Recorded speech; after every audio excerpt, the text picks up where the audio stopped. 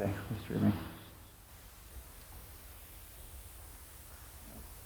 Got a full knife collection indeed. Good.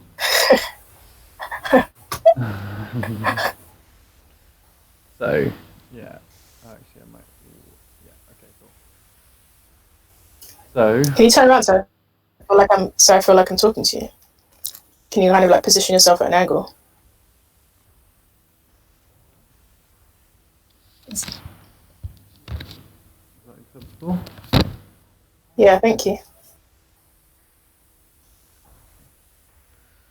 Thank you. Right. Okay. Uh,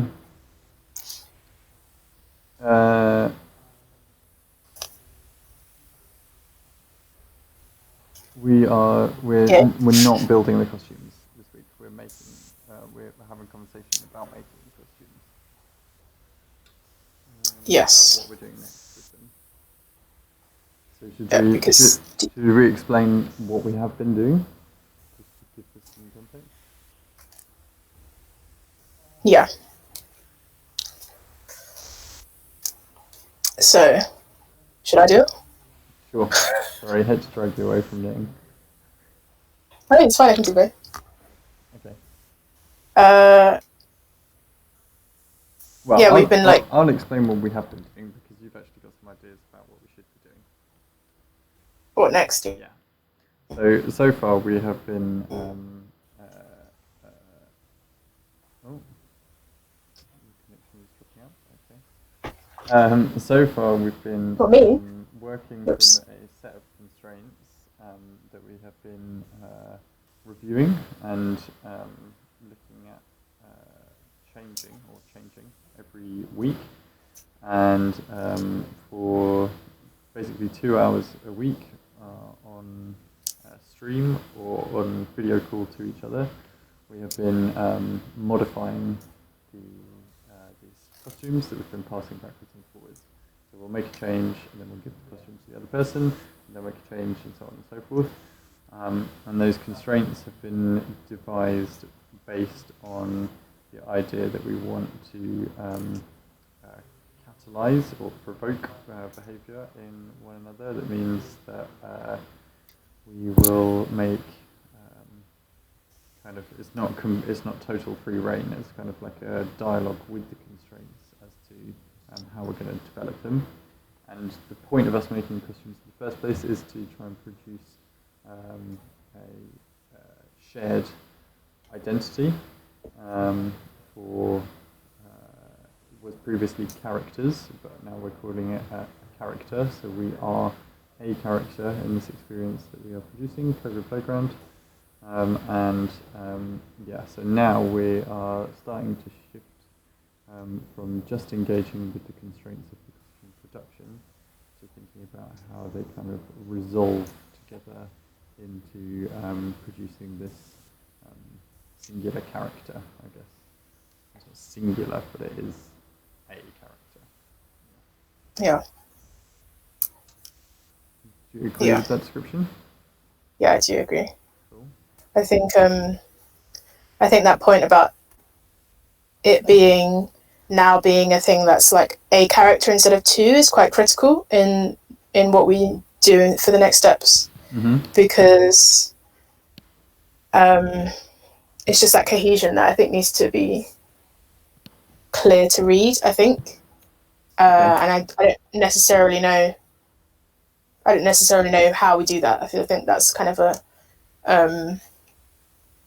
key thing for us to just like resolve and sort out in our minds is how can both of us wearing these costumes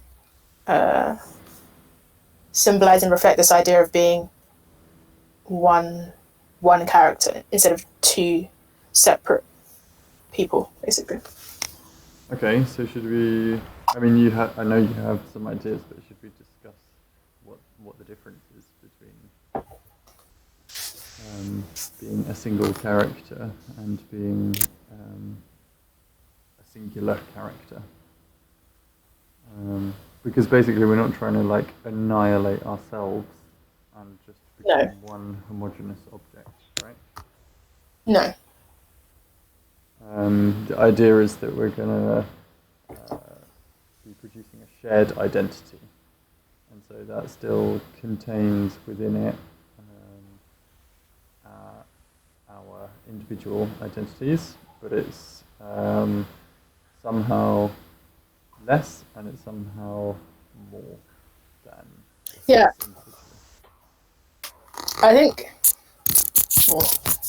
I think something that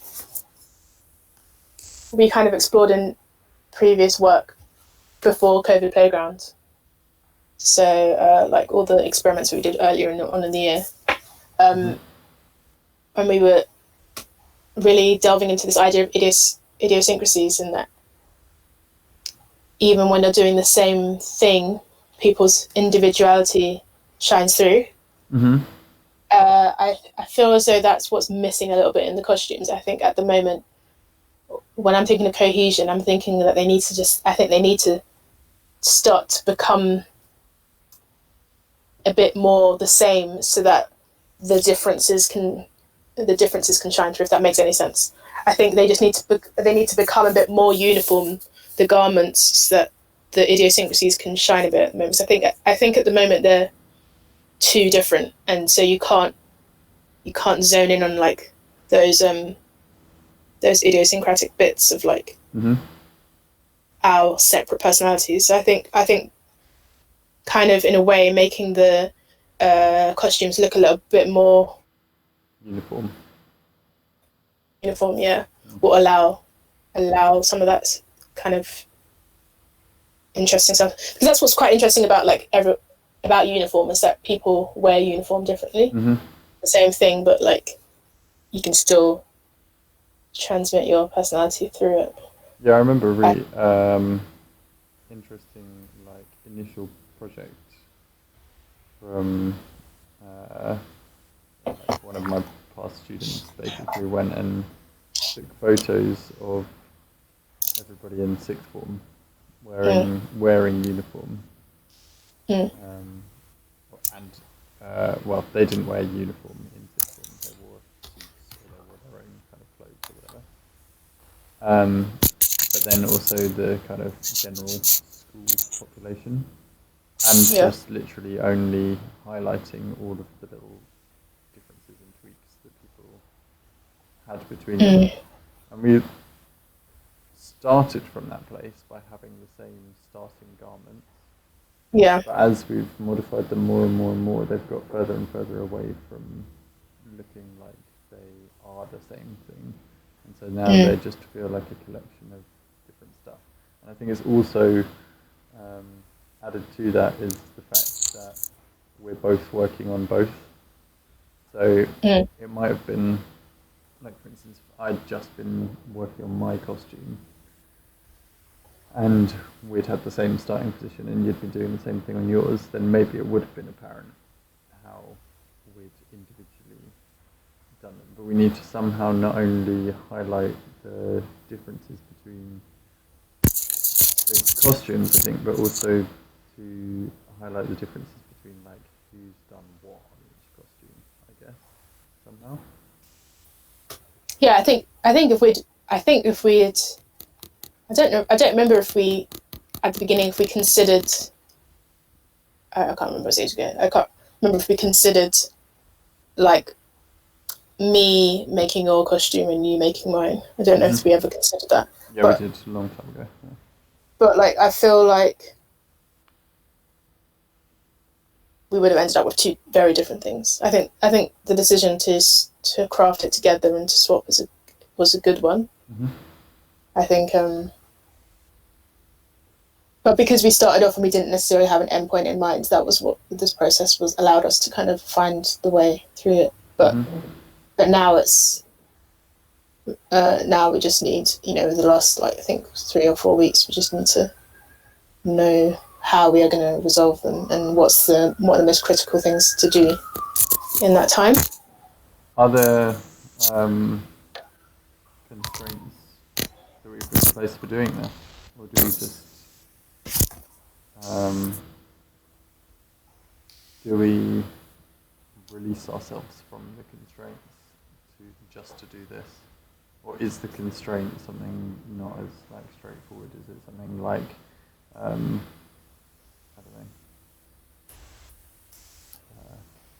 There must. Well, we have one implicit constraint, I guess, which is that they must imply a shared identity. So we're working towards that, but I just wonder if are there any kind of sub-constraints that we introduce to help with this, or do we just work intuitively, or? Well, I think something interesting is like the shared. I don't remember what the constraint is to do with like the shared space thing of like I don't remember what is the constraint about us doing this thing over live stream and having a shared space. I think it could potentially be a lot more interesting now working together, because now it becomes we're still working on the costumes, but this time it's not just me doing whatever I want. I need to also kind of make sure that like I'm doing, that we're both doing the right thing. And so there might be a little bit more of like checking in with each other, potentially.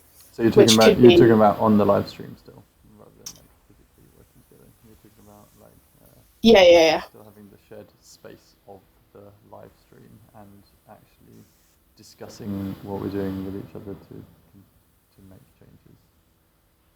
Yeah, maybe. Like I don't know that's necessarily what's going to happen, but it might end up that actually now, because in the past few weeks it's been quite just like a nice little sesh of sewing, but maybe now collaborative. But also maybe not. I don't know. Again, just because you cut out. Oh, it might be a bit more collaborative now, as opposed to just kind of sitting with each other whilst we do these things.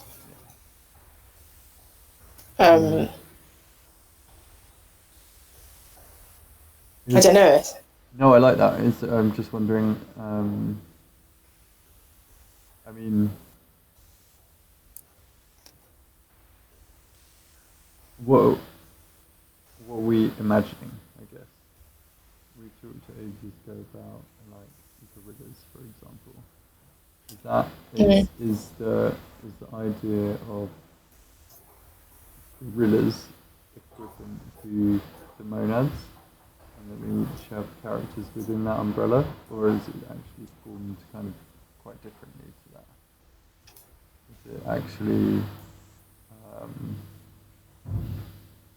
we don't have, I don't know, are we sub-characters of like a larger umbrella? Do you know what I mean? Or are we, does that question make any sense? Do you know what I mean?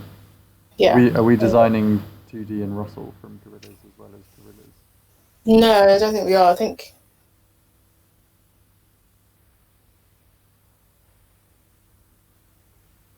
no, I don't think it's like.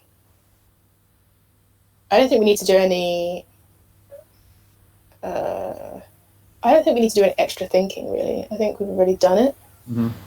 I think now we just have to stop and like just reflect and be like, okay, we've gotten to this point. And also bearing in mind the conversations that we had today, just in terms of like the project in general. How does these costumes further kind of push forward the narrative?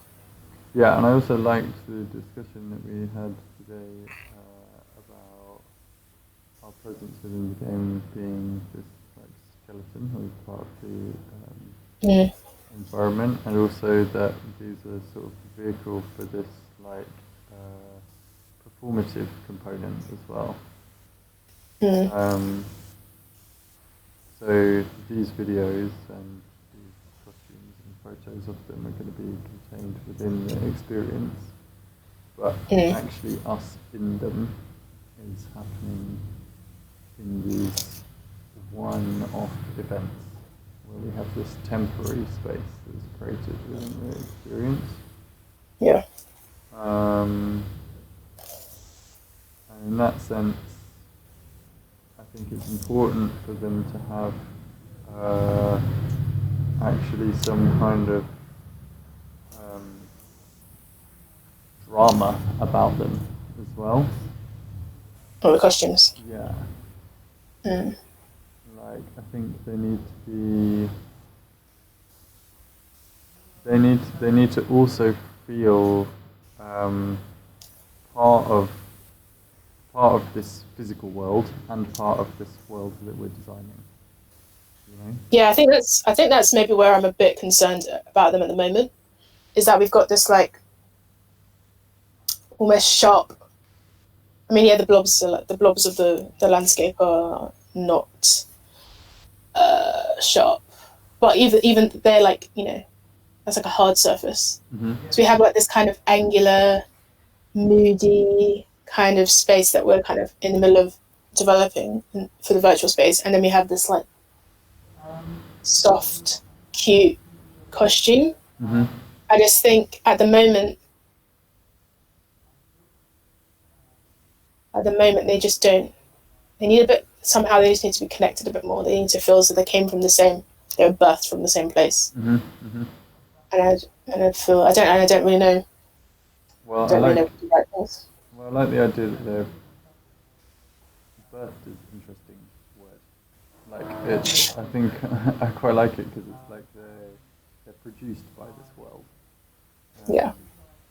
But they also, this is what I was just writing about in this application, that they are also producing the world. Mm. Let me just very quickly grab the new fabric. Okay.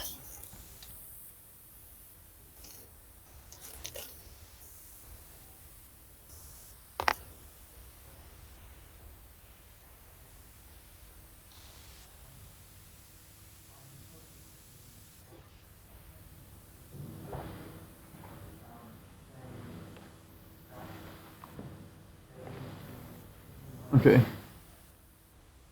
So, I guess it's a bit weird light. Maybe I should put my light on.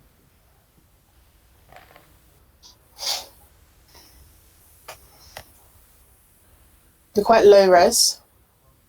Oh, you can't hear me. Appears to have barely helped at all.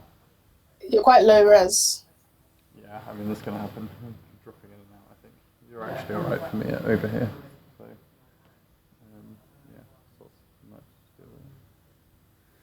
Are we live? We are live, yeah. We should be, anyways. We're streaming. Can you check that? Yeah, I can only see the thing that you cancelled before. I don't. Wait. What?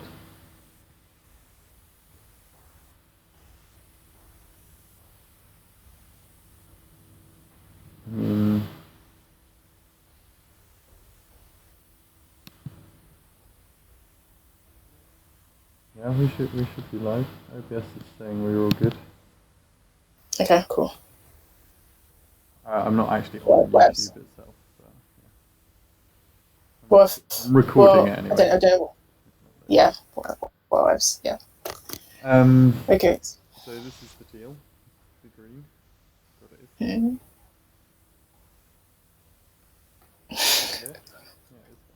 What's that?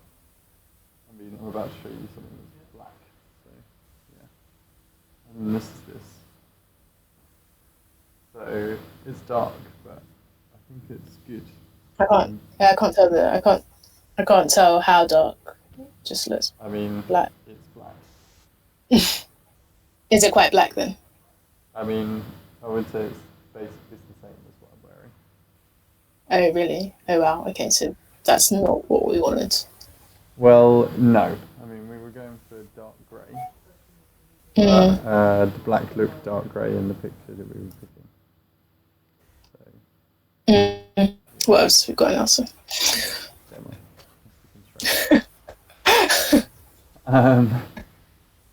But I think it's quite interesting because we're going to have this light grey. Yeah, the light grey. So in these like little sketchy things I did, so the light grey starts to become what stands out basically. In what sketchy things? The thing that should I present? Yeah. Will that F up? I don't know. Try it. There's only 2 of us on here now, so it doesn't matter. Okay. What did I do?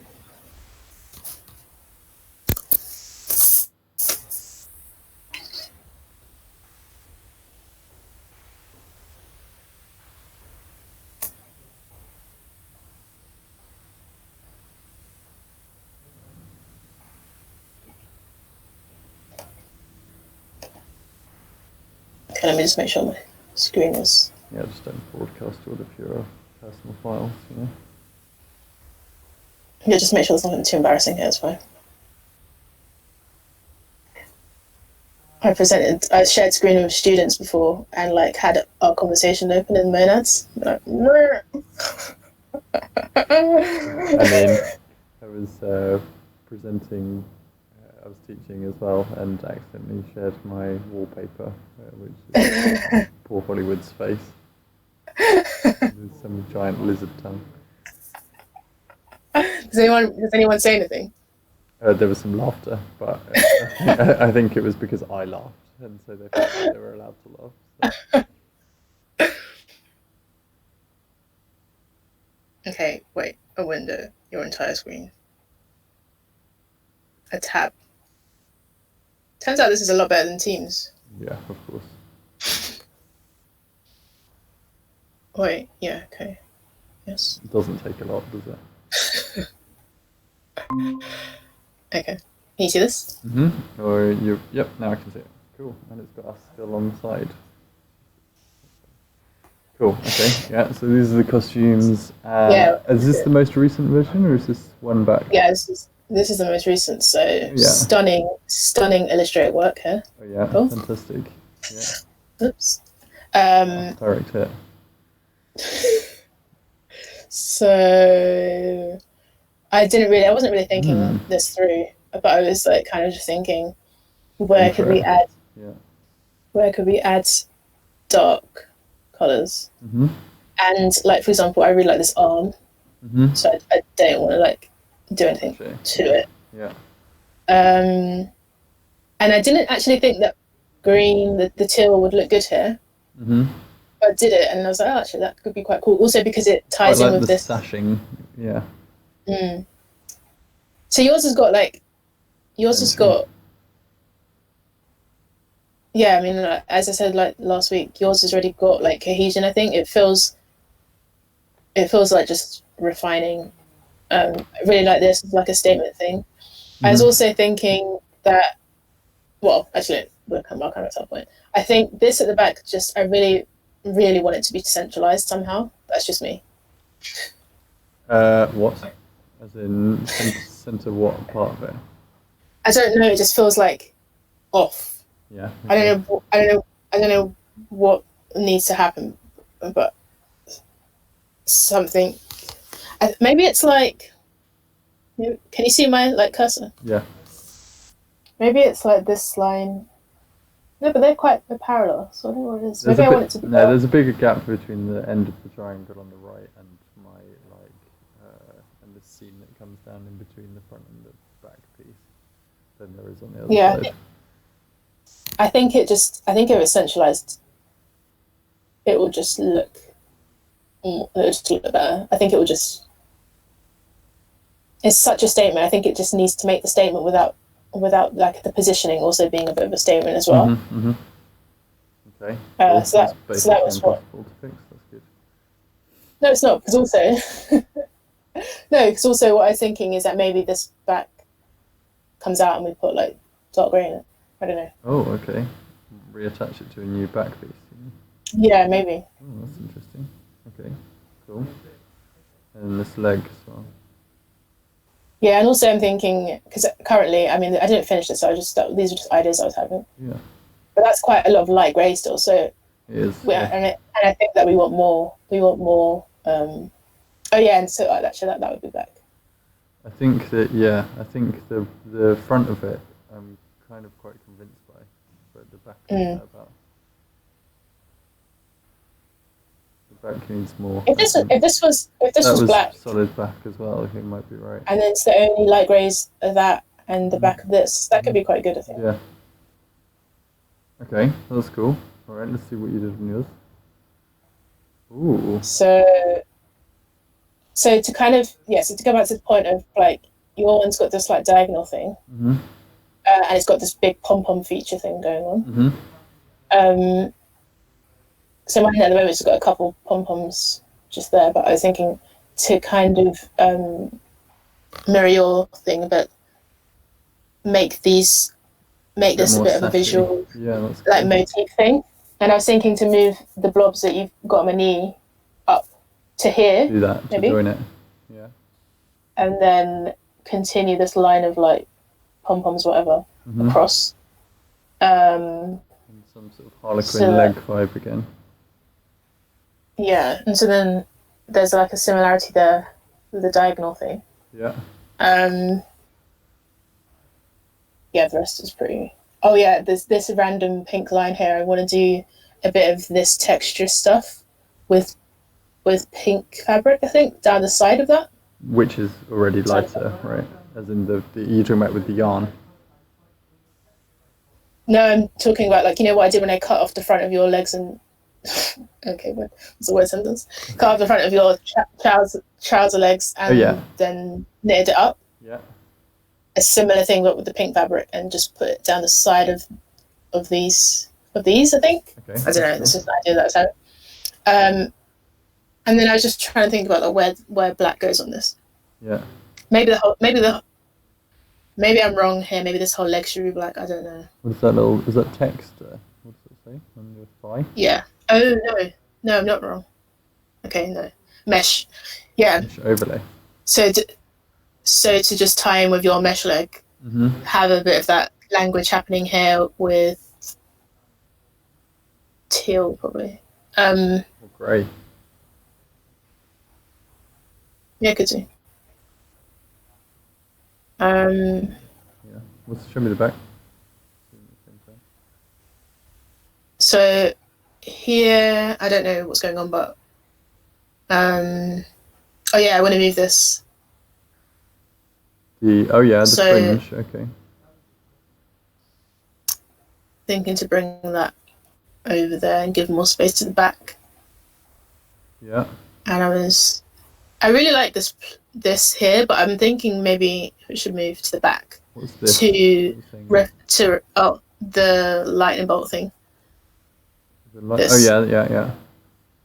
I like where it is, but I'm wondering if it should go to the back to kind of reflect. Oh, my thing. Yeah, that's a good point. Stay on the back.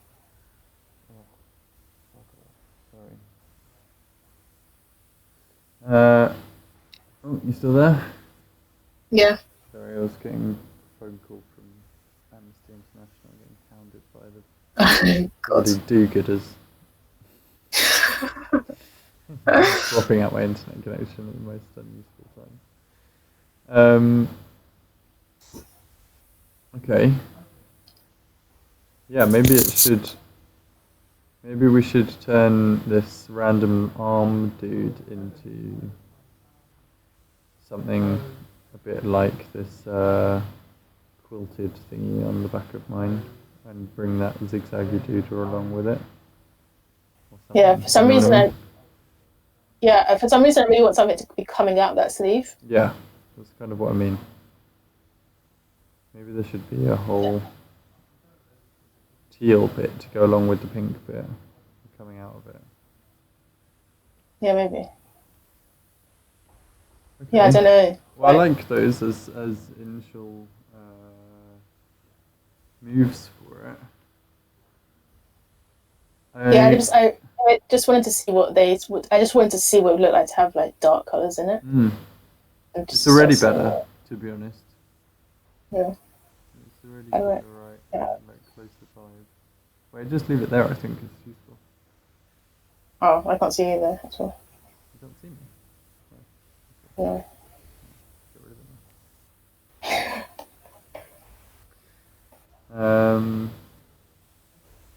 Yeah. Right, am I still sharing there? You are still sharing. Okay.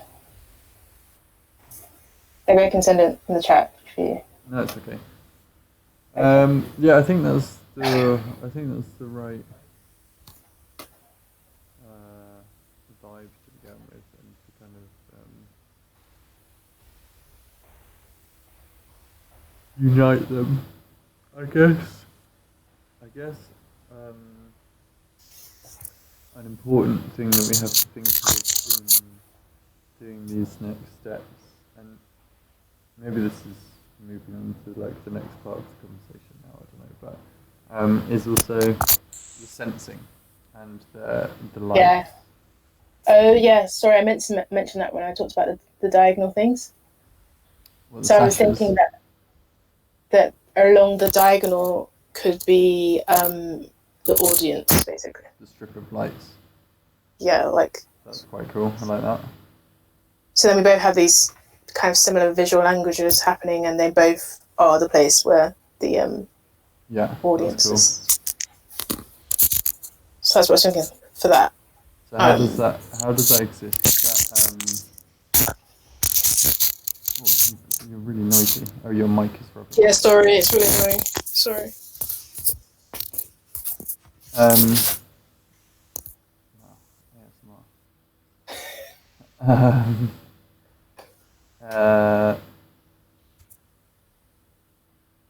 Yeah, we need these things to be detachable so that we can wash the costumes, or at least have the potential to.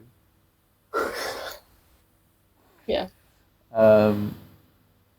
And we also need this integration of the actual sensor. So do we talk about this now? Yeah. Yeah. Yeah, let's do that. I started thinking about so I don't think this is right, but when I was thinking about this like text to speech thing with the audience, I was thinking you don't just want like every single thing that's like being typed to be said in a way.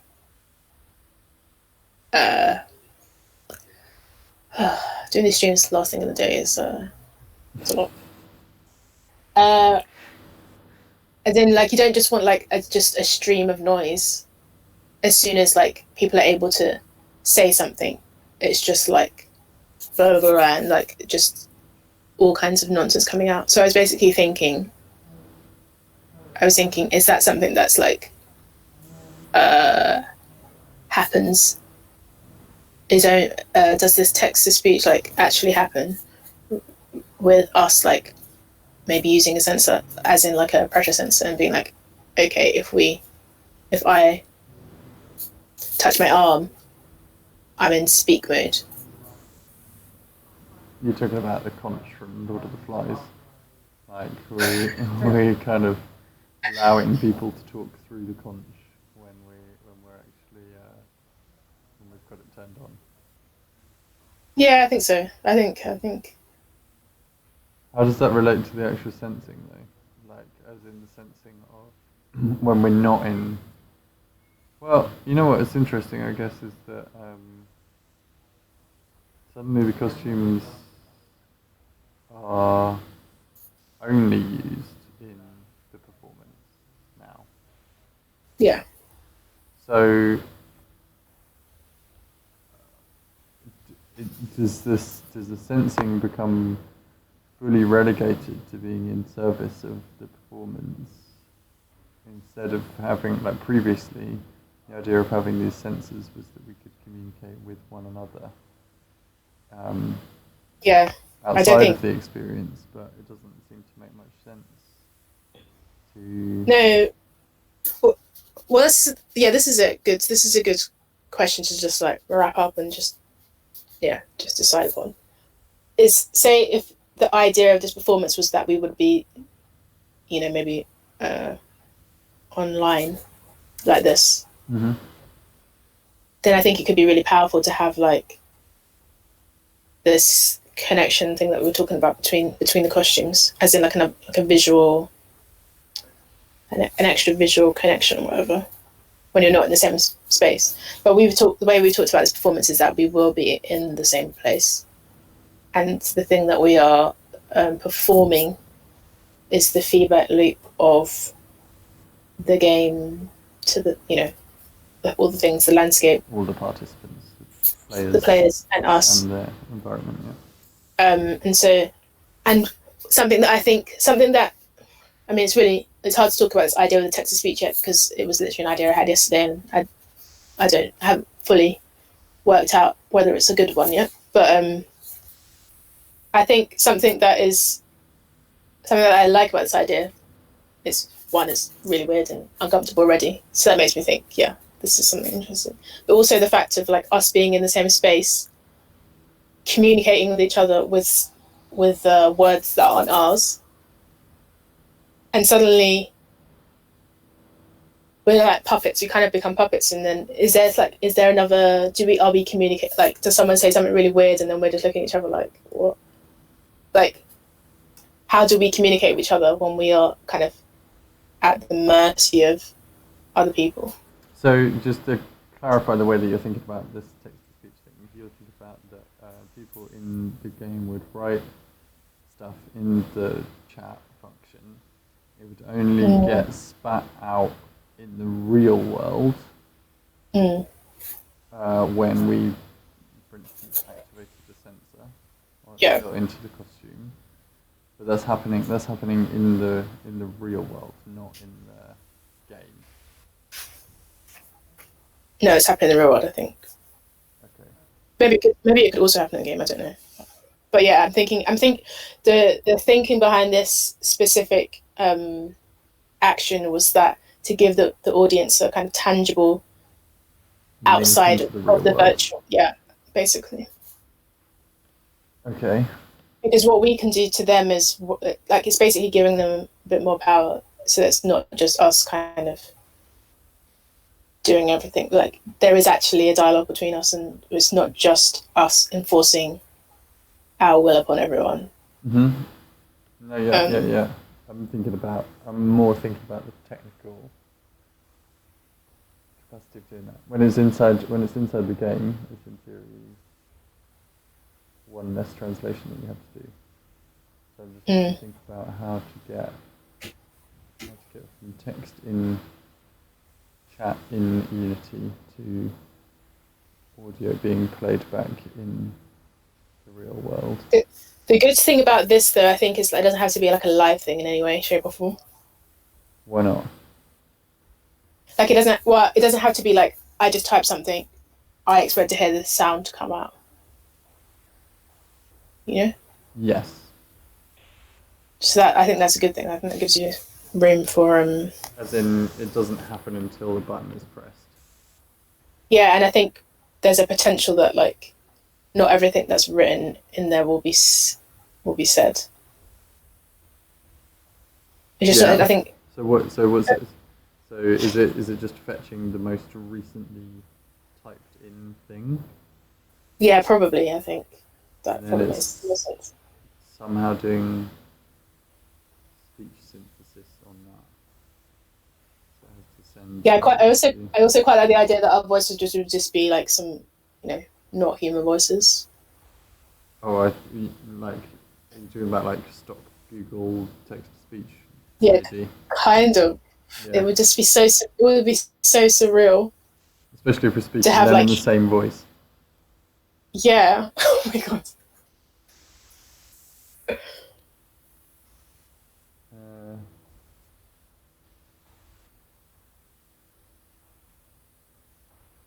I guess the thing is that the way that it's working at the moment is this whole database. I mean, this is this is a nuts and bolts question, but it's kind of quite interesting to have in regard to this because the hardware connection is happening in the real world, the sensing. The text stuff is happening in the digital world. The speech synthesis is happening in this in-between place, I guess. It's digital, but we want it audible. Mm. Like, you know, what's actually going on there? Is it coming out in the real world and then we're like putting a microphone back to it again? Or are we just What do you mean by that? Sorry. The computer has to make the speech synthesized, right? It has to make the text synthesized into speech. Yeah. But we want this thing to happen in the real world, so we want the computer to actually say these words out loud into the real world. Yeah. And then to capture that actually happening so that people can hear it in the game. Of course. We need to mic that up somehow, or we need to line it back in. Yeah, that is interesting. So, you know, the Arduino isn't going to be doing the speech synthesis. I'll tell you that now. No. So,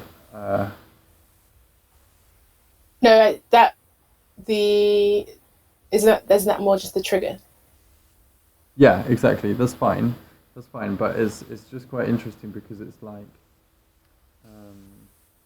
you know, the simple answer, for example. Well, maybe not the simple answer, but a way of doing it would be to just have it trigger it on the computer, and the audio that is getting synthesized gets routed into two different places. One of them is it just goes directly back into the game and never comes out of the speakers. Yeah.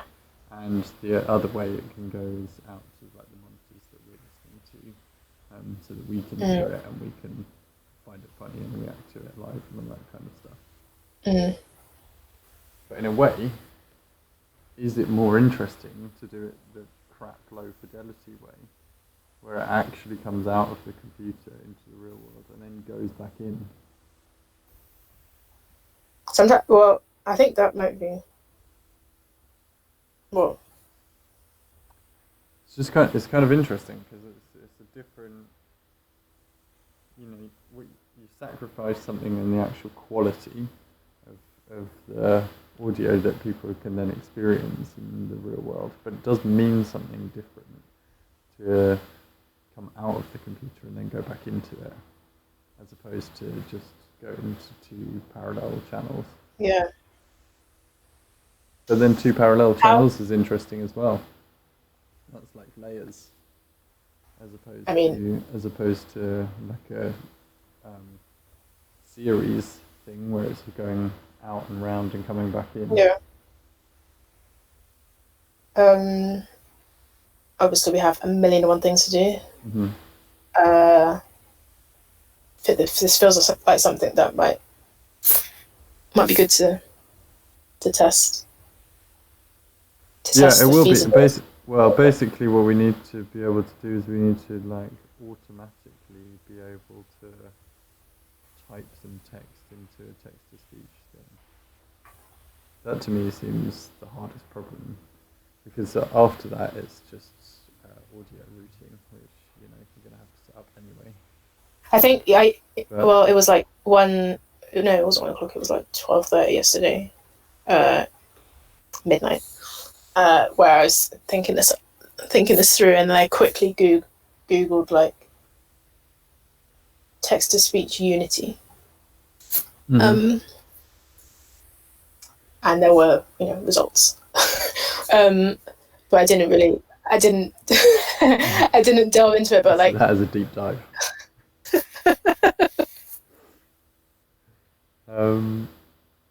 Yeah, okay, so you're saying like as in within. Yeah, I mean it must be possible within. It's interesting. Usually those things rely on an external library. So yeah, I was also thinking that there should be something that exists that you can just kind of just change a little and use. Well, if it's all happening within Unity, couldn't it come out? As in,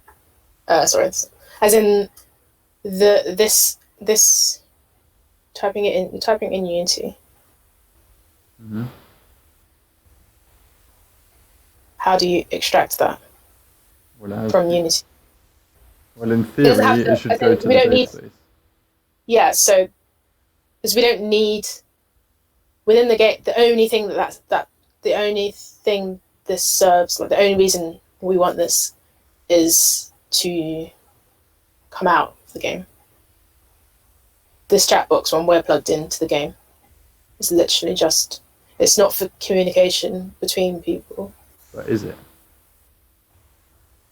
That's probably easiest. Yeah. Also, is that even better? Are we just playing the last message that's been broadcast in world chat? So people are communicating to each other by typing in this chat, and we're just saying the last thing that got said to each other.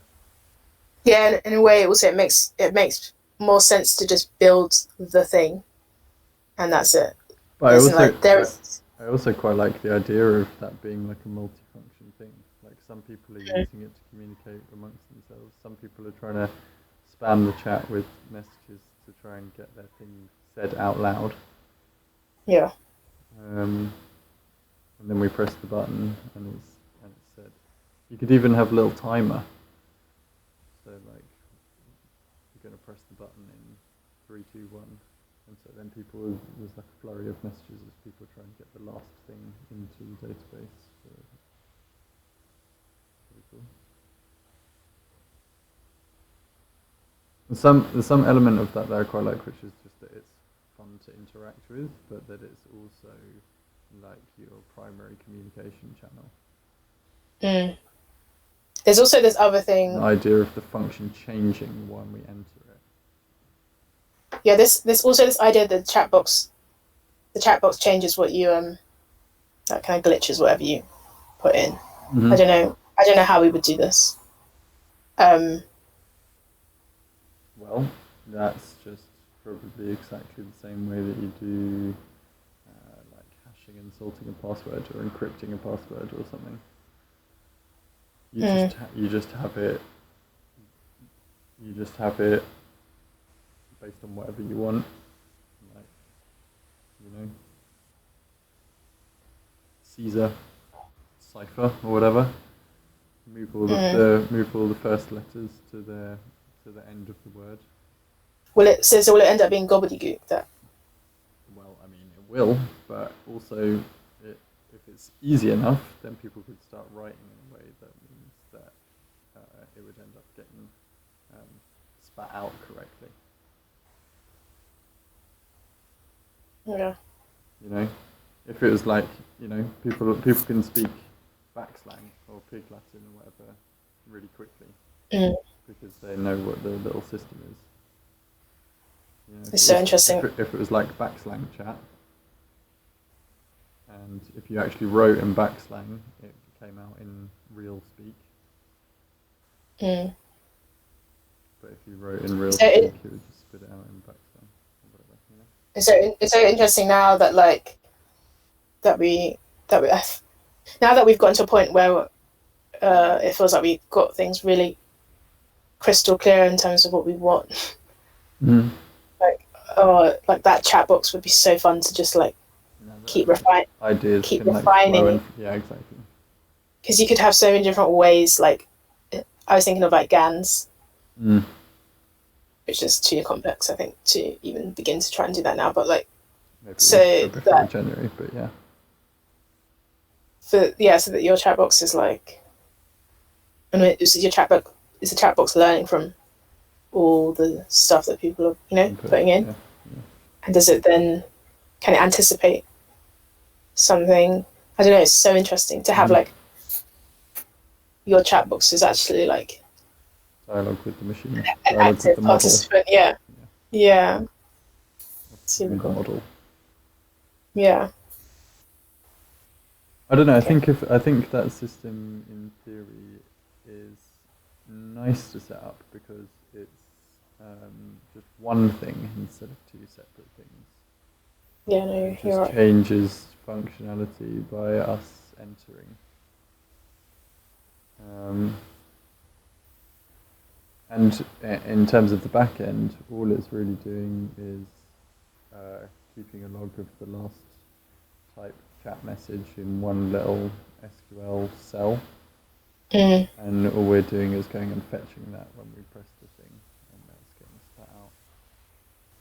I think I prefer the idea of it getting parallel routing, one into Unity and one out into the real world, because I feel like this fits better with the idea of this heterotopia thing, that it's a layer. Yeah. And so it's actually happening in both places at once.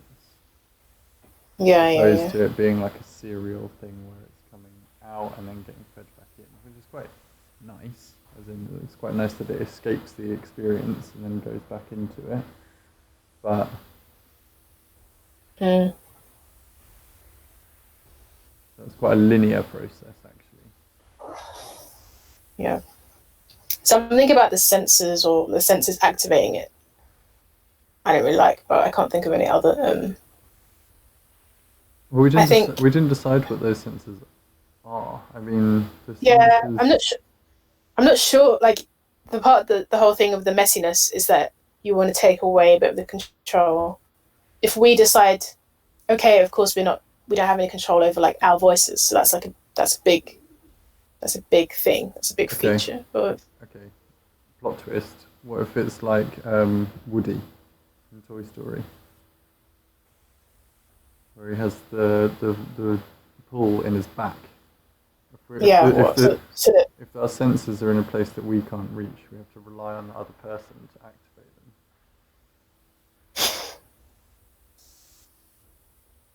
Because now the sensors thing has changed completely. We're not talking about things that we enact and that gets transmitted and communicated to the other person. We're talking about the fact that we're performing in the same space and that it relies on us being both present or both. But why would there's something about like a conversation that obviously it's probably not, well, who knows, because who knows what would get put into the chat box, but it's not going to be conversational.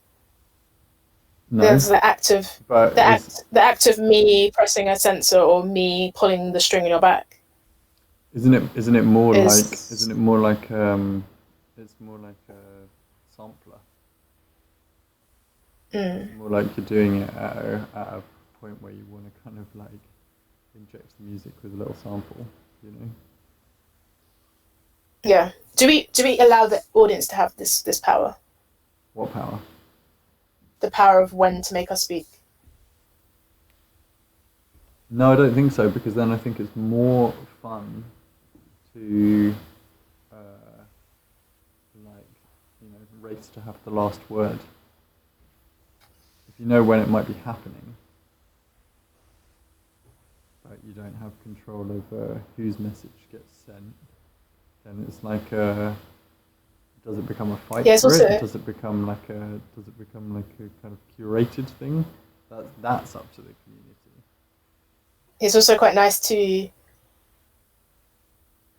because also the kind of act of kind of surrendering yourself to the audience is like whatever they want to say in the chat box is quite like a big deal.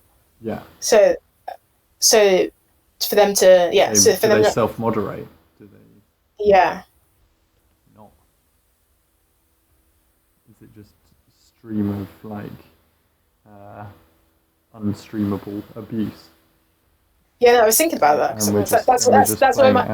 That's where my mind went immediately. But like it's good, yeah, sure. Like we are interested in like what people do, but at the same time, well, it's potentially really problematic. But it's just quite interesting that like what happens when you give people that control and the platform. That's why I like the chat, but you don't give them ultimate control.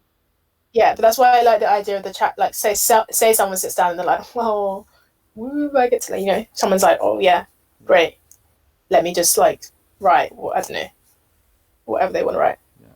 And then hateful language. Yeah, and then it doesn't fly because the chat box has like the chat box itself is able to like not moderate. I'm not interested in it being like, oh, you said a lot of swear words there, I'm going to like blank those all out kind of thing. Right. But just like your whatever you say isn't going to be relayed directly in the same manner. Yeah. Yeah, exactly. So you can say stuff, but it's not gonna hit the way you want it to. Yeah. Let's just write a quick hate crime recognition algorithm. How awkward would that be? Could you imagine? What? Fine performance.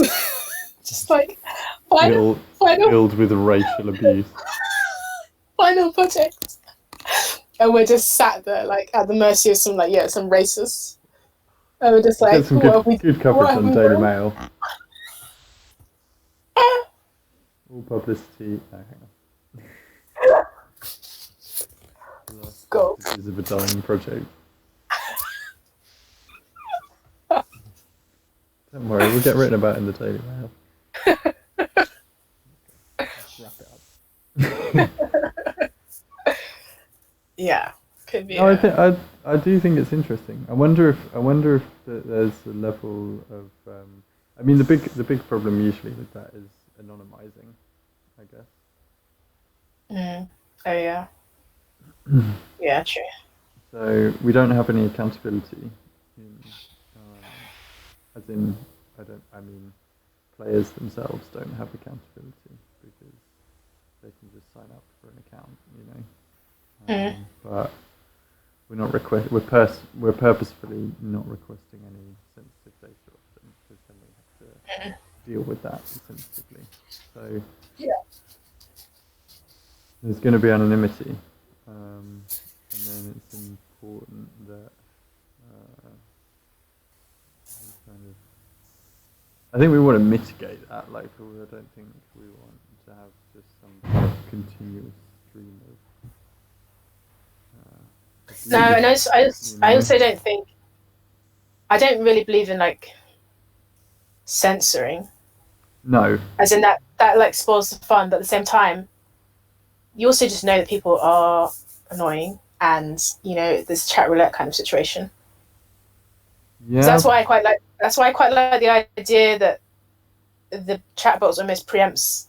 It's like that. Remember ages ago I sent you that. What's that website like? The doodle penis thing. Oh yeah, don't draw a penis. Yeah.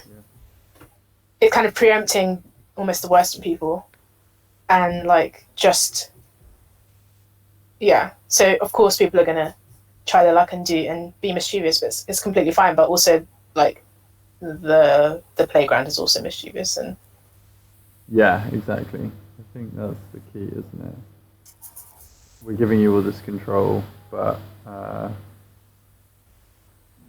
it's also a dialogue. I think the problem is you got to toe the line carefully between like, are you just unscrupulously obliterating everyone's message to the point where it's not useful anymore to have that functionality. Like, do people care? Yeah, do people care about writing if it like? And that's why I think it shouldn't be golden information beyond recognition. Yeah. Yeah, no, that's why I think it shouldn't be. I think it should still. That's why I quite like the idea of like the GANs or like machine learning kind of thing, because then it becomes like, oh, this is obviously not going to happen in time for deadline. But like the idea that it would still be something that made sense, kind of, but like it just wouldn't really be what you intended. Or I don't even know, because also the potential of what you could do is quite big. But no, I do agree. You don't want it just to be like nothing. Otherwise, yeah. Why would you use it? And at the same time, the censorship conversation happens because you're selectively censoring. So it has to almost do this can't do this based on whether or not there's like offensive material within the message. We want to glitch everything, but it needs to have enough of that in there that means that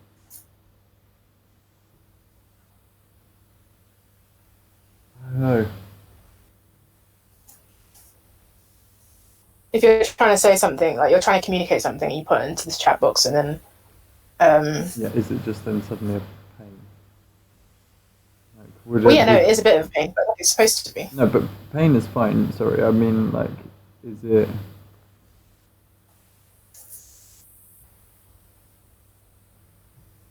We want to corrupt data, we want to fuck up the machine. An infectious firewall will tear it all down. We recognise that in this breaking there is a beginning.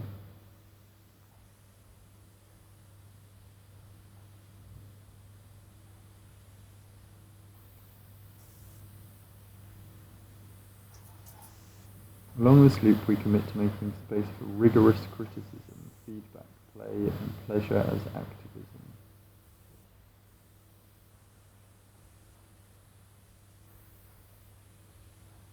We will hold mirrors up for one another, holding care for the reflection seen. We see one another and the selves we become, recognizing those selves as real, loved, and so very alive. It needs to have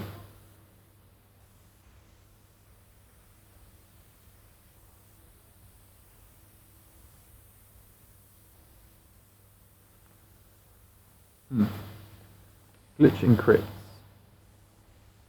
We are encrypted. How we are coded is not meant to be easily read. We recognize that the careful reading of others is an exercise of trust, intimacy, belonging, and homecoming. We reject the conflation of legibility and humanity. Our unreadable bodies are a necessary disruption. Our unreadable bodies can render us invisible and hypervisible at the same time. In response to this, we work together to create secure passageways both on and offline to travel, conspire, collaborate. I like the idea that somehow there's something that is like the group would want to somehow mediate it themselves, you know, would want to somehow like almost conspire with the chat box to make sure that stuff going through it can be crazy, but it's not just like, you know, continuous spewing of hateful language that has no basis in anything. I don't mind if people are swearing or saying things that are like. I mean, I would not tolerate like hate speech. No, that's what I mean. That's the thing. But at the same time, if you're giving people freedom, yeah, but that's what I mean. But that's what I mean. You have to incentivize is the wrong word, but you have to incentivize the fact that people want to create a community where that is not okay. That is not the expected behavior inside this experience, you know. Yeah. People can do hate speech all day, every day, but they don't seem to do it very often when they're, you know, in a library or in a I don't know. I was going to say in a church, but maybe that's the wrong example to use. But but also there's something like, about online experiences, and of course, like what we're trying to do here is craft this mixed reality thing. But there's something about online experiences that really kind of liberate people into their like that's what I'm saying. Their troll lives. But that's what I'm saying. One of those things is anonymity. One of those things is accountability. You know, if you're just spewing hate speech out in a library, there's a few constructs in there, societal or otherwise, that kind of stop you from wanting to do that. People can see your face. You know that the majority of people within that place are not wanting that to happen because they're trying to go about their own business, like reading a book quietly in peace without being disturbed. You know, those are the social constraints that stop people from doing those kinds of things. And you have to get, we have to somehow get to producing a community where that is, those are the same kind of expectations. That's like, I don't know how you do that. Well, no, but I mean, some of the things that we have already got, which possibly leads to those problems in the first place, are things like anonymity, for example. So you have to, like, can you somehow appeal to people's better nature whilst they remain anonymous? Are there examples online of people being anonymous and not being complete hateful people?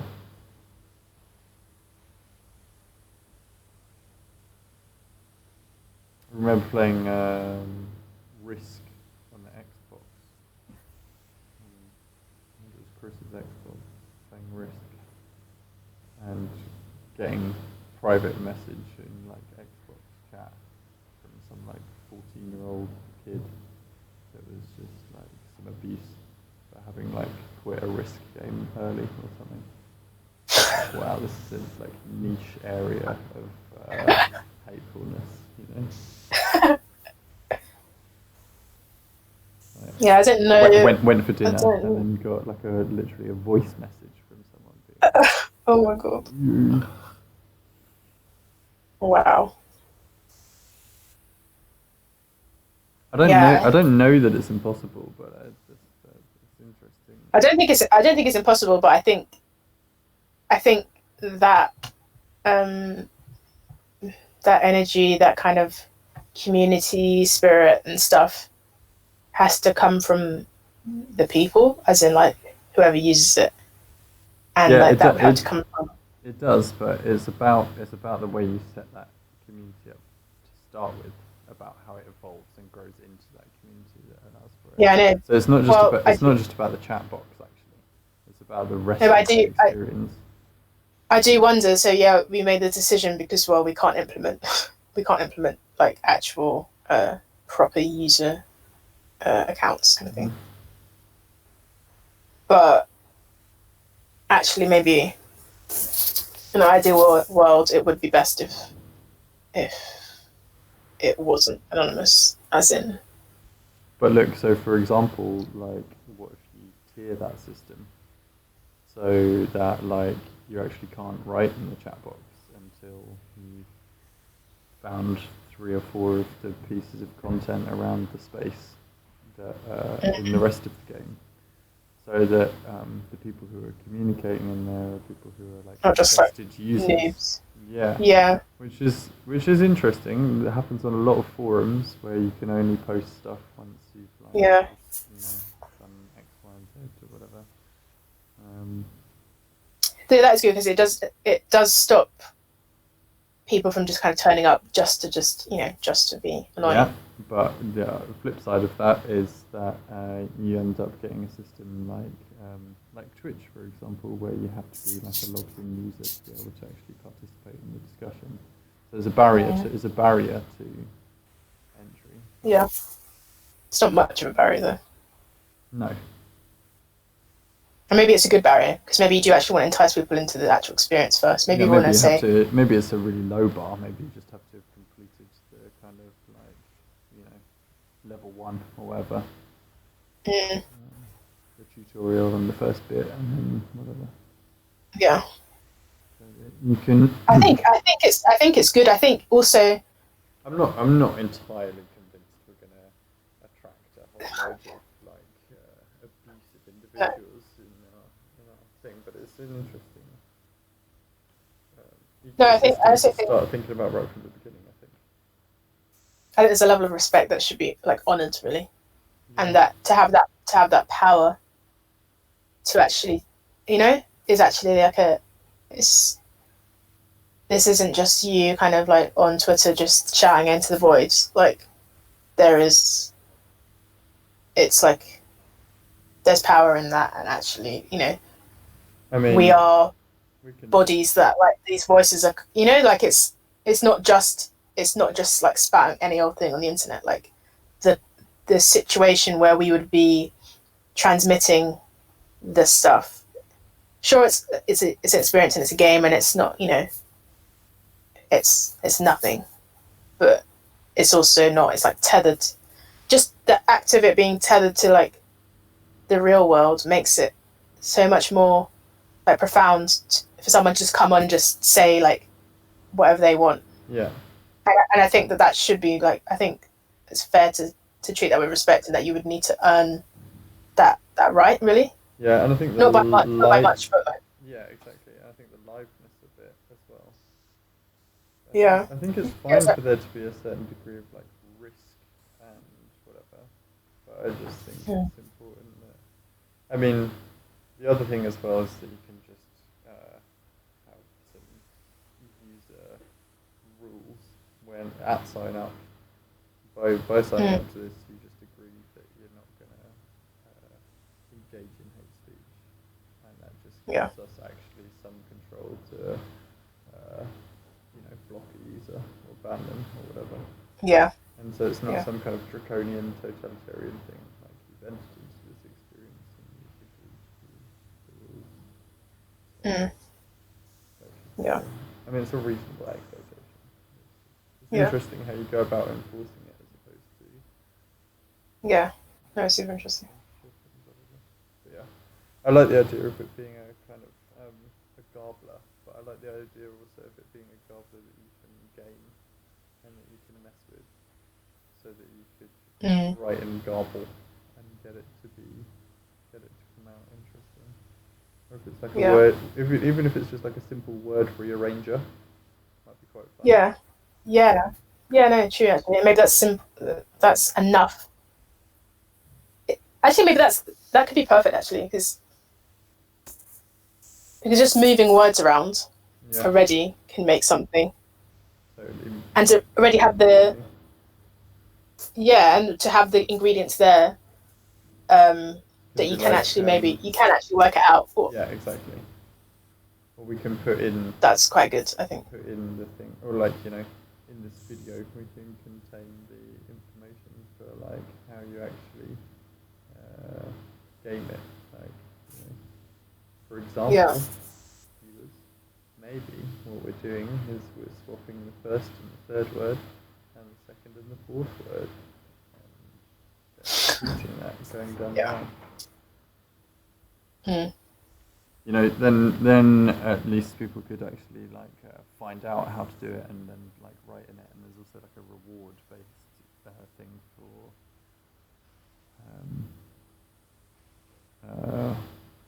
like actually going and finding out this information, like we talked about, like assembling of all of the information into this like user manual thing, that kind of stuff.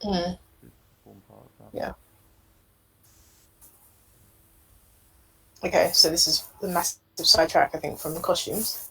I don't know if it is, because I think that helps us to think about the senses again. Like I like the sash. Right. I like the sash thing. I'm thinking, how can it be attached into a sash thing that also has this sensor thing? Is it just going over the back, and then there's some kind of like button, push pad, whatever that's on the back that we can operate with one another?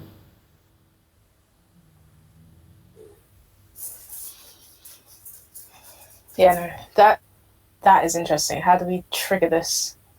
How do we trigger it? You don't like the idea of us triggering each other?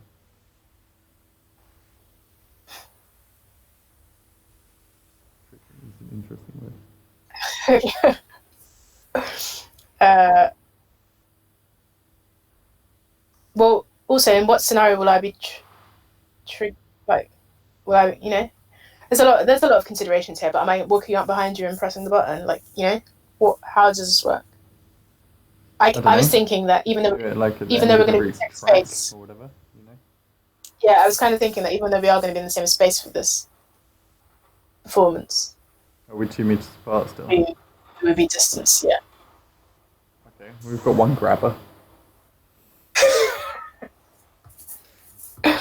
Long range prod. Um, Yeah, that's true.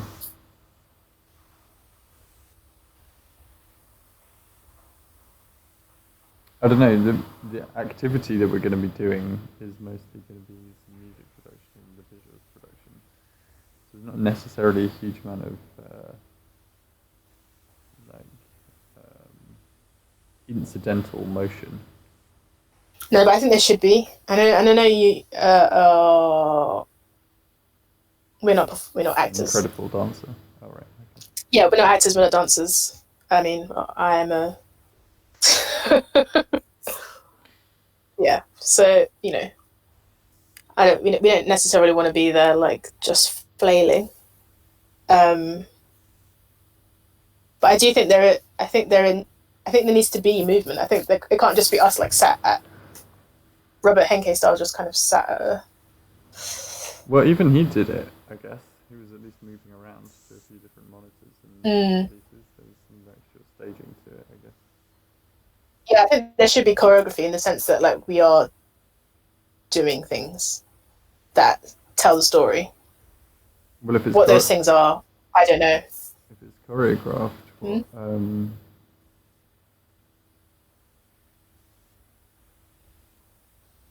it's kind of choreographed. What do you mean? As in like? What do you mean? What are you trying to say? Was to stop the sensing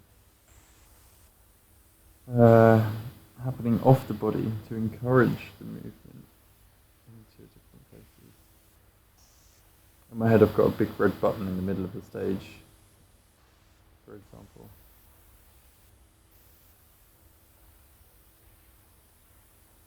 So I had been thinking about masks. Mm-hmm. What do you think about that? I mean, broad. I had been thinking that that we should wear like COVID masks. Oh yeah. Cool. Tell me how it's related to the sensing.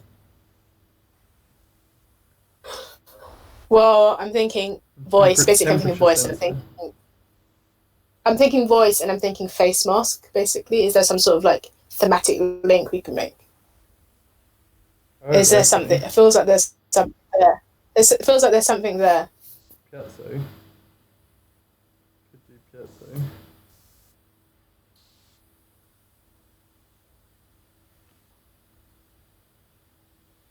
I mean, that's quite good. It's not really motion, though.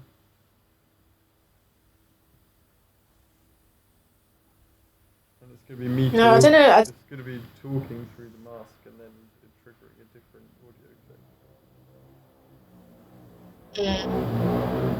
Wow. Oh, interesting.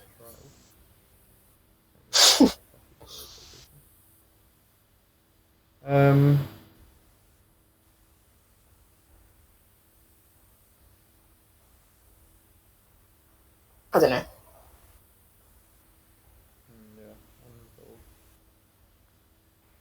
Maybe we should go back to the senses on like as in maybe if we both like touch our arms, that's our ability to speak. Yeah, but or trigger the. Yeah, exactly.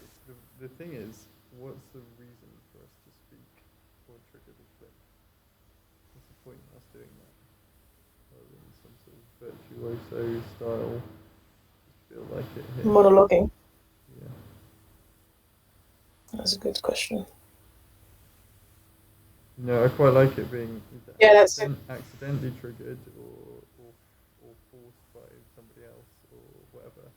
You know, if I've just got it on, and it's just when I'm doing that, or am I just sitting there typing most of the time and then occasionally just do that, just for the hell of it.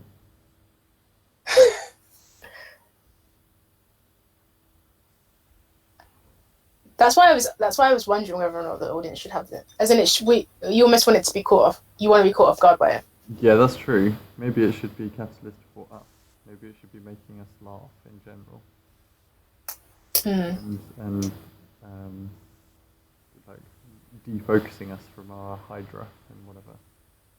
I'm just thinking about when we actually do Hydra and we sit there, like when we've done it together, we'll sit there and we'll do it independently, like for a while, kind of like looking at the screen and working out what the other person is doing. And then occasionally turn to each other and go, okay, should we clear that whole buffer and start that one again? Okay, cool. You know, there's not a lot of actual communicating that's going on there. Because it's already happening via the machine. But it's interesting if it becomes part of like, if the control gets taken away from you, or if it's incidental, or if it's part of making the music or the visuals, or I think maybe the thing that like is unresolved in my mind, but like, as in like I want it to seem as though we don't necessarily have to control the voice activation, but I do want it to seem as though like it was you speaking, even though I know it's not. How do we make that work? So like maybe when it's activated, also a light, like a voice, like maybe the mask lights up to show that you're speaking. Yeah. And so these voice activations could happen at random points, and then we have absolutely no control over that whatsoever. So maybe it's triggered. Maybe it is triggered by time or something. Yeah, I think so. And I think what could be quite nice about that is then if it's triggered by time, it's like you speak and then I speak. So like whatever's been said, it's going to be like a conversation or a dialogue, a short dialogue. That's quite funny. And that could just happen sporadically. So maybe we're logging like last 10 messages or something instead of last one. Yeah. It's nice also because the audience is like spamming stuff, but like they don't know when it's gonna be triggered. We don't know when it's gonna be triggered. Yeah, maybe that's good. Yeah, that takes control away from all of us. Yeah. Is the landscape in control somehow? That could be cool. Yeah, that could be super cool actually. Oh shit, that could be super cool. No idea how, but... Well, also when we're plugged in, so the landscape is mental. Yeah. Maybe it's using something about like the skeleton or something to determine, you know, this data set that we've used to build the skeleton. Maybe it's like just scanning through that and just doing it at like intervals of the length, you know, these numbers that we've got. Is the gaps between the audio clips being triggered or something. Yeah. What's interesting about that is that there would be, well... There'd be a way of finding that out or working that out. There'll be a pattern, that you could... Yeah, but it would be like this Lockers thing. You wouldn't be able to hear it properly. But there is one. Yeah. Okay, that's super cool. And so, okay, cool. So when you speak, your mask lights up or something. Whatever. So are there any sensors in the costumes? Or is it just purely output and we're being controlled? We are being controlled by a combination of both the landscape and the players. The playground and the players. Well, yeah, this is the last thing I was just trying to answer yesterday, which is in their performance, do we do something movement-wise that has an impact? As in, like, that's kind of where I was trying to just clarify the extent to which we have.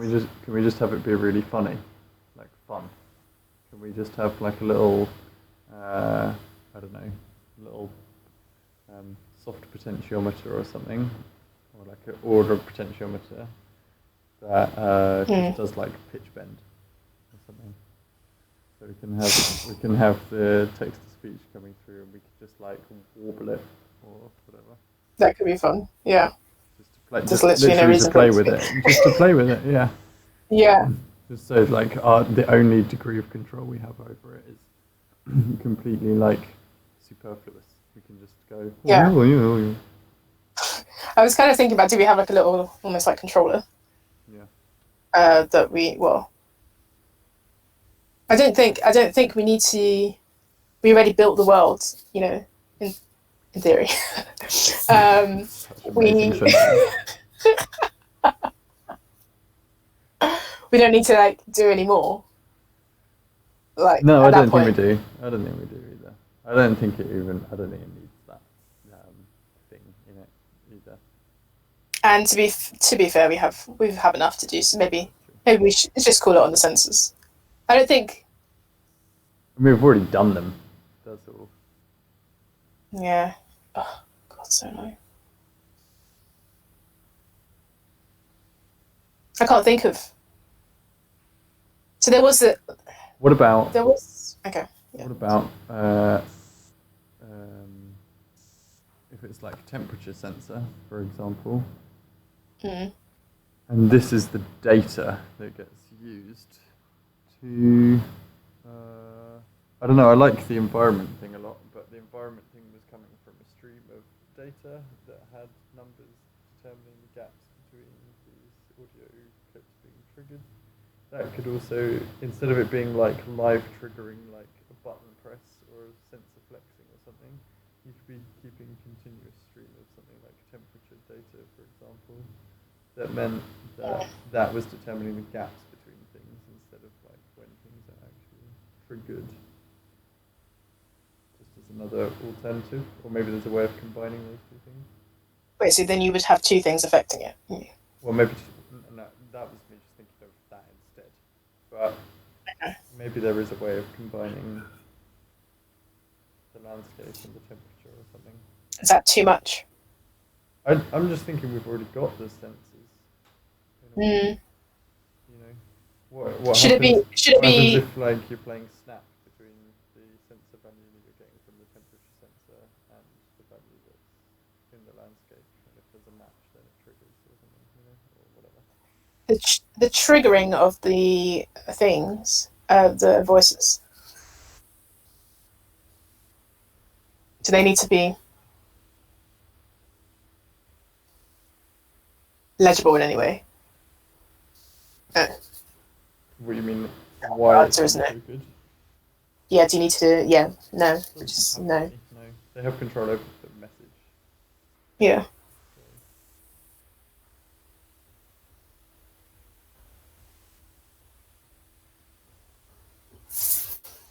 The environment one is my favourite at the moment. It does seem a bit of a waste not to have any sensing, but it's also. Well, it's okay. So we have. If it's not relevant, we don't need it. Well, okay. So, the only thing that's stopping me from having like the costume to costume communication now. Mm-hmm. The only thing that's stopping me, so the tech exists for it, is I just don't know where it goes. I don't know when we use it. Well, I think we can make a reason for it to exist as in one of the original. The only time I can think of using it now is in like crit review. Yeah, I think one of the original ideas behind the costumes was the whole connection between them, and as we've started to make them, that connection's been just through the actual crafting of them. So actually, we didn't think so much about the sensor, but like,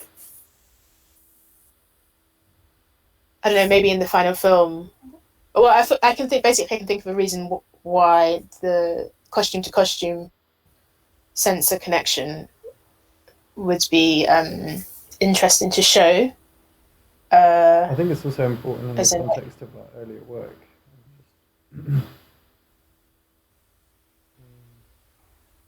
I think there's a way, there's a way of having it being a dialogue between the costumes, or costume to costume, or the costume those things environment.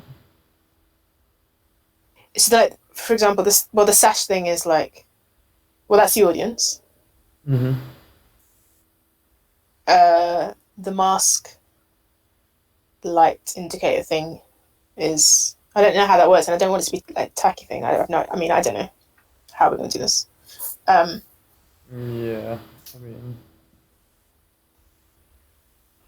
I'd rather just have the sash if it's going to have to look rubbish to work. The Arduino needs to be 2 different places in the body, so it would have to be like on the shoulder and then a wire going up to the neck. I mean, it could look cool, but it's just.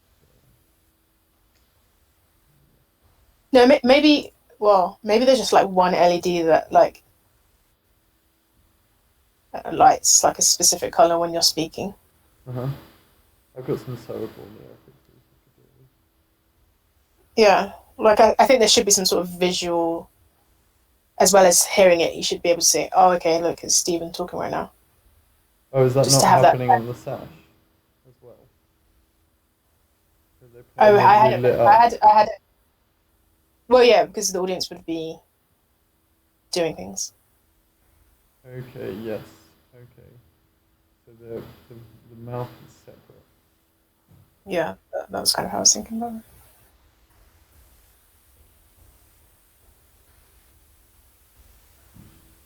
Well, the landscape is then already talking to the sash. The users are talking to the sash through the landscape. Or by moving stuff, you mean? Yeah. In a performance scenario, though, people probably won't be digging. No, but it's not about digging.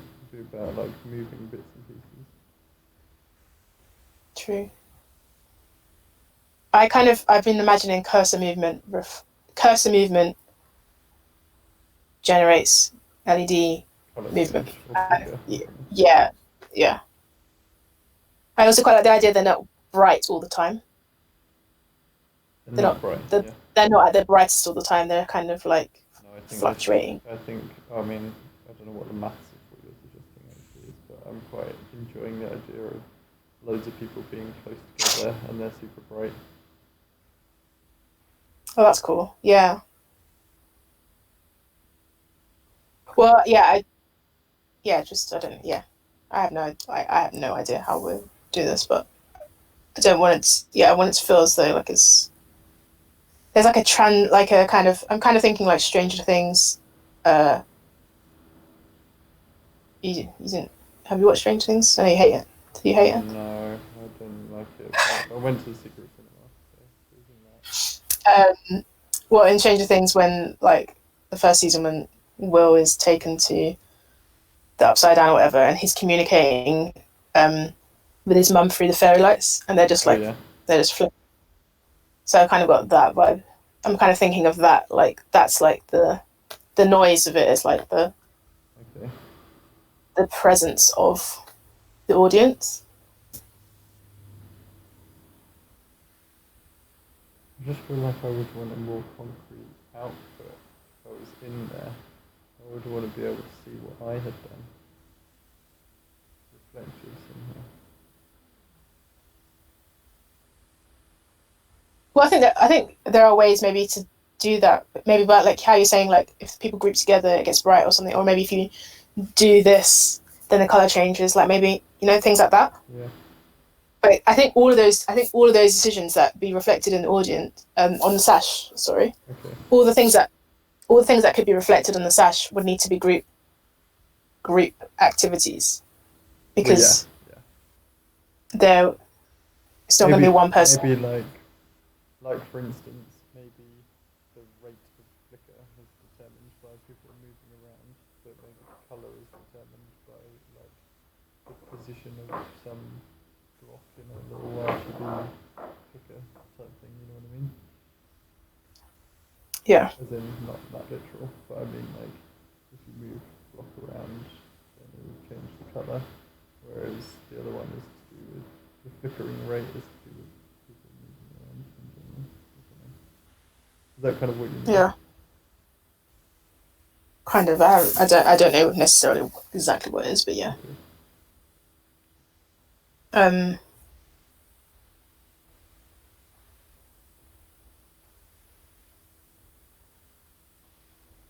Okay, so we haven't resolved the sense thing, but maybe we just No, but it's sounding like it's staying again. Well, how? How is it saying?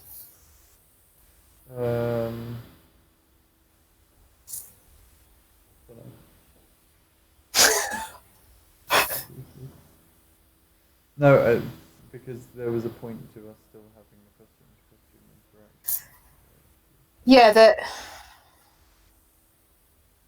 there is, but I almost feel as though it's irritating because it's basic because it exists. That's why it's irritating. One thing we have finished. But I do think now, in the context of where we are, it's like a nice to have, and I think it's not the most important thing for us to be thinking about. Like, yeah, sure, it'd be super, nice to have it in there, but it's not critical. Yeah, it's not. So I almost don't want to waste my brain trying to think about ways to get in. No, I mean, fair play. And what it has actually, in doing it, it has actually solved the entire infrastructure of the game and how all these things can communicate. Yeah, okay. So it wasn't all for nothing. It wasn't all for nothing. Totally wasted energy. You'd like to stick my face. Stop.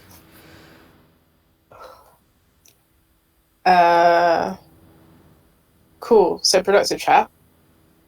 Yeah, good. We need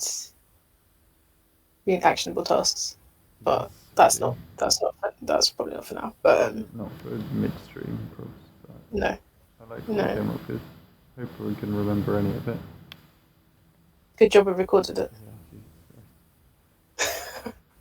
Yeah, no, yeah. I'm going to press play in a minute and it won't have recorded any of the audio. Oh, Lord. Don't.